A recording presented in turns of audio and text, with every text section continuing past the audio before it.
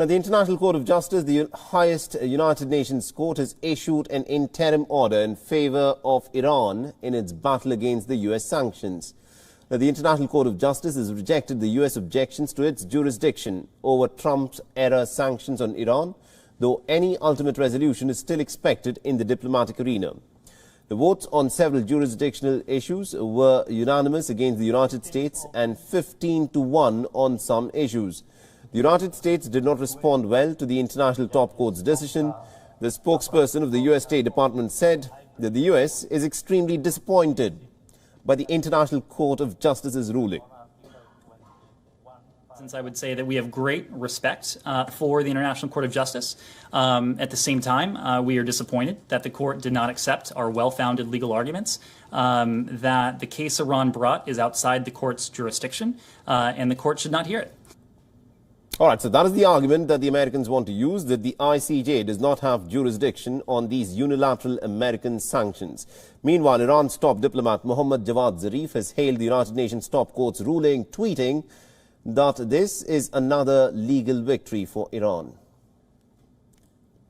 The court observes that all the measures of which Iran complains, those put in place or reinstated as a result of the Presidential Memorandum of 8 May 2018, are intended to weaken Iran's economy.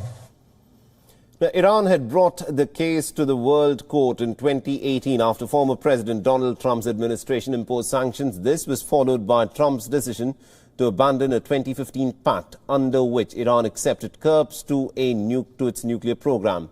Now, the ICJ's rulings are binding, but it has no power to enforce them. The United States and Iran are both amongst the handful of countries to have ignored its decisions earlier. Meanwhile, just hours before the ruling, the Iranian President Hassan Rouhani appeared in a televised cabinet meeting. President Rouhani made it clear that if the Joint Comprehensive Plan of Action is to resume, it will only happen on Iran's terms. Now, Iran wants the status quo to remain at this point of time.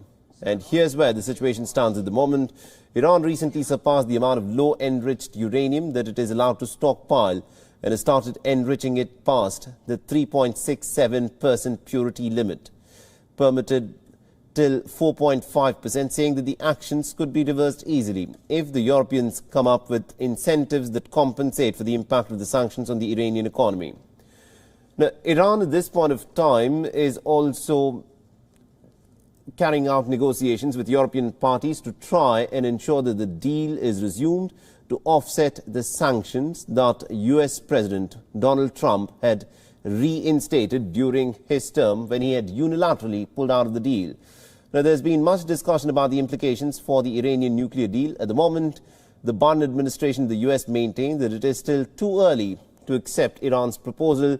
Instead, it is insisting that Tehran should return to compliance first, and then the United States will think of removing those unilateral sanctions that Iran describes as illegal.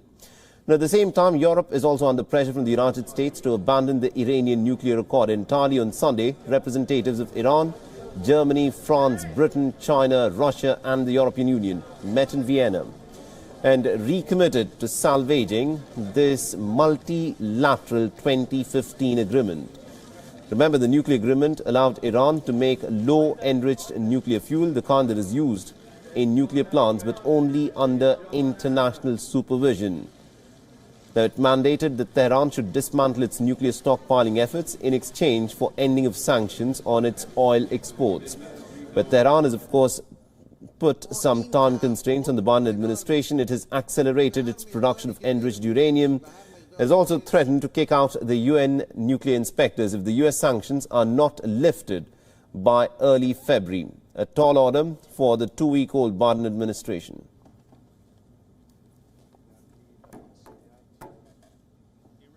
WION is now available in your country. Download the app now and get all the news on the move.